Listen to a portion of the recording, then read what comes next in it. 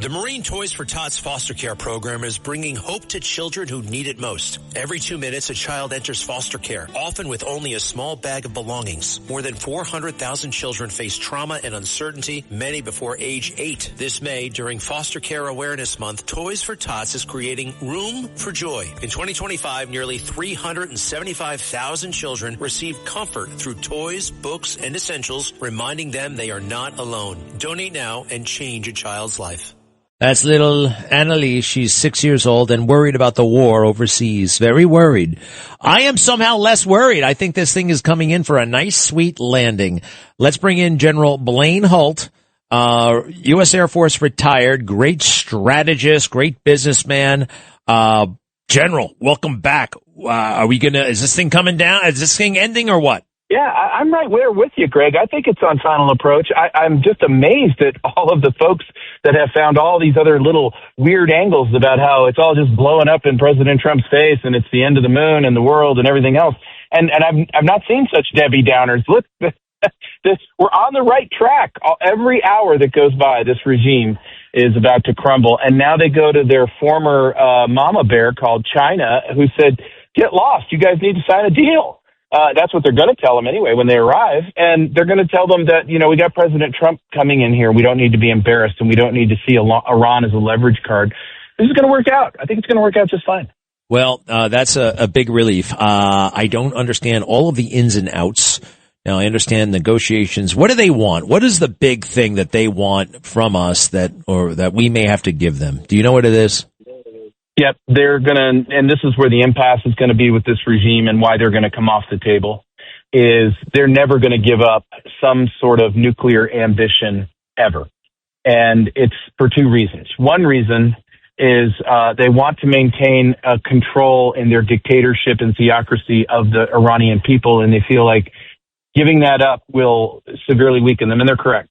Number two, they believe that if Israel sees that they're never, ever going to have a nuclear weapon, that they'll be open for the pickings, the regime, not the people.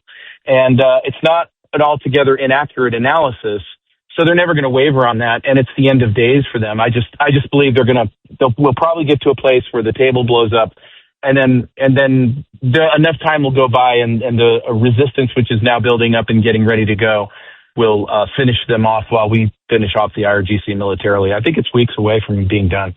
What about we say, okay, no nukes for 12 and a half years? Is that a number? Is that a decent number? Could we live with that? Could they live with that? Nobody can live with that, because if you look at the history of the United States, the president who was president 12 years ago decided to take jets full of cash, $1.8 billion, and went there Neville Chamberlain style and said, "Pretty please with sugar on it." And all they did was create more terrorist organizations around the world, terrorists that we have to deal with to this day. So the only guy who's had the bravery and the courage to confront this and their banking overlords at the City of London, financialists, is President Trump. And he is unapologetically dismantling it. Now, he's doing it in a very elegant way, because by being very back and forth with, hey, deals on, deals off, deals on, deals off, what's happening is it's destroying the algorithms in the oil markets, the automated trading, and the futures markets are largely stabilized. So the volatility's down while we deal with a very volatile creature that needs to come off the table for our grandchildren's sake. Wow, this is very interesting. All right, now let me ask you the following. The one thing that I'm really worried about and have been worried about as we go more into the Strait of Hormuz with our ships, if a U.S. naval vessel is sunk, it's cataclysmic. Even though we took out their Navy, we took out their Air Force, we took all those things. If we lose a battleship, and it could happen, I guess, number one? And number two, if that happens, what do we do and what does it mean? Yeah, it's possible that could happen. You can't discount the lucky shot, the interceptor that failed, the miscalculation in a navigational course, and IRGC that knows there's no tomorrow, so why not just throw everything you've got left? So that could happen. If that were to happen, it doesn't mean that a lot of people have said, well, then we're going to see 130,000 U.S. forces invade Iran. No, we won't do that. But lightly, what we will do is light up the IRGC and the rest of their strongholds and their bunkers and any embassies harboring them. We will really go scorched earth on the IRGC, and then we will aid and abet a revolution so that the Iranians can close the deal. That would be the pathway at that point. Real quick, why didn't we do that already with the IRGC? I mean, if we know their little nodes where they are, they were part of the problem all along. I mean, we could have gone harder. Why did we go lighter on them? I think the reason that we did that is because the president would like to see them turn on each other, which they have done. That has been effective. We know that in the IRGC ranks, which is out of money and can't pay their people, they are openly infighting, and they're infighting with the civilian leadership. That type of disunity, you can't teach that in a war college, and President Trump has brought it about. So what does that mean? It means they're a thin target for us to get after.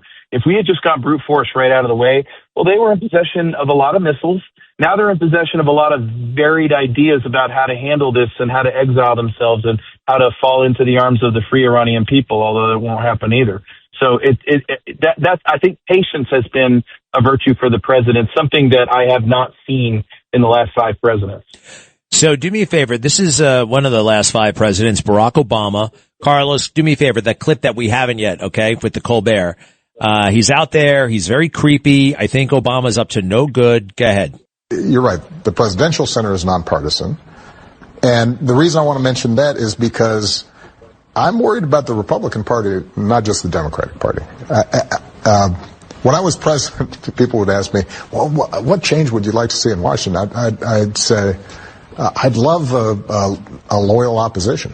I'd love a Republican Party that was conservative in some ways, that didn't agree with me on a whole bunch of stuff, but believed in rule of law and judicial independence and empirical evidence and science, and wasn't constantly tapping into our worst impulses. And there has been a Republican Party like that in the past, and I want to see that returned, because I think you have to.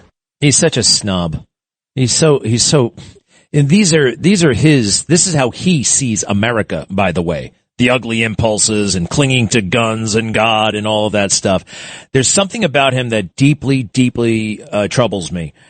He's making more noise out there. He's openly complaining about the president and that he's an authoritarian and waging this illegal war against his enemies, and I just find it a dangerous thing. I don't know. I get the creeps from this guy. Don't you find it amazing how the lies and the hypocrisy just roll off his tongue as if they were irrefutable truths, when in fact it's just a list of projections? I mean, this is a guy who absolutely would not take a Donald Trump transition and instigated the coup in the fall. And we'll find that out legally. The coup in the fall of President Trump trying to get him impeached through a sham Russiagate. This is a guy who gave $2 billion to the imams. This is a guy who serviced over 474 targets of his own choosing, some Americans on the ground in Pakistan. He's a traitor to this nation, and I don't mind saying that quite openly, because he's quite open about his treason. And what he's trying to do right now is communicate by some happenstance, some yarn, as President Trump takes this thing to its logical conclusion, because we'll all be able to look back at that point and go, well, why didn't this happen on Bush's watch or Obama's watch or Clinton's watch? And President Trump will come out of this shining, being right, and having a legacy that our grandkids can survive by. Whereas this guy, he's not. He is worth the time on Colbert, because I think there's only about 5 audience members left there. That's right. That's right. What was the first airplane you learned to fly? What's the first airplane you soloed in? That was the mighty Cessna 150, a 1969 model that beautiful instructor Sonny back at Sonny's Flight Service in Athens, Georgia, taught me to fly, and he soloed me out forcibly and threw me out of the nest at 5.5 hours. What? Yep. I couldn't afford any more flight time, and I had to get the solo ticket for Air Force pilot training. So he just said, dude, I don't have enough airplanes for you to watch. Just go take it around the pattern 3 times, and we'll call it a day. Oh boy, that was well, you lived to tell the story. That's amazing. I've seen those little Cessna 150, 152s. They are very, very tiny, but it's got everything you need to learn how to fly. Well, Blaine Holt, you learned how to fly. You learned how to soar. We so appreciate it. Blaine Holt at _irascible. You can go find him there on social media. And real quick, tell me about that very interesting business venture you're involved with. Yep, Xeriant, XERIANT.com. We are about to certify our first product. It's a replacement for sheetrock, only it's fireproof and waterproof. And we're going to bring this into the market. It's going to be a very big deal. Recycled materials and safe for your house. And we're so excited, and thank you for letting me mention that. I love it. I love it. I'd like to make some cash here if I can. I'm going to figure out a way. Are you guys traded on the stock exchange? Yeah, we are. We're a penny stock right now, XERI. On the OTC, and we're just a penny a share, I think, right now. But that's about all I'm allowed to legally say. And we love the support of our folks around us because we've been bootstrapping this for 5.5 years, and our debut is at hand. I love it. Good luck. Thank you very much, and see you later, General Holt. Good luck. Get back to work. We want to make that stock grow. I'm back at it. All right, I love it. Roger Stone here. Every day you wait, your money loses value, but gold and silver don't follow those same rules. American Sovereign Bullion gives you access to a nationwide wholesaler network, helping you secure aggressive pricing on real physical metals. Call 844-272-2428 now to get your free gold and silver guide to learn how to protect your wealth with physical gold and silver, delivered right to your door or with a gold IRA. Visit ASBgold.com. That's ASBgold.com for your free gold and silver guide today.